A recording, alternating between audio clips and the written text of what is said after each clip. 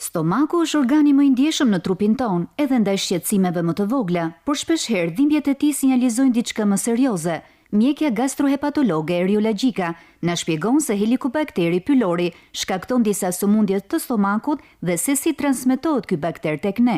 Helicobacteria është një bakteri i cili ka një topizëm ose specifik për me infektu shtresën e brendshme të stomakut dhe të pjesës së sipërme të zorrës së hollë, që quhet duoden.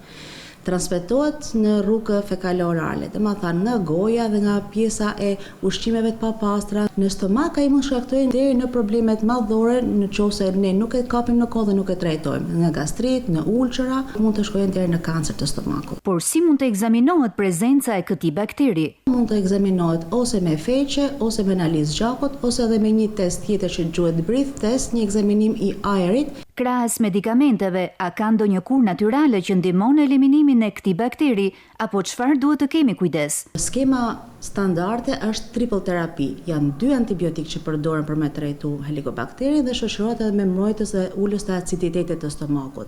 Mjekim natyral nuk ka, ama duhet më bë kujdes, sepse nuk lejohet me hangër gjana të ndotura. Duhet me pas higjienën e duarve përpara se me hangër, masi të kryejmë shërbesat personale të tilla. Uji duhet me keni sigurt, merret nga ambienti ku jetojmë. Praktikimi i higjienës personale është i rëndësishëm për të ndihmuar në mbajtjen e trupit të shëndetshëm dhe të pastër.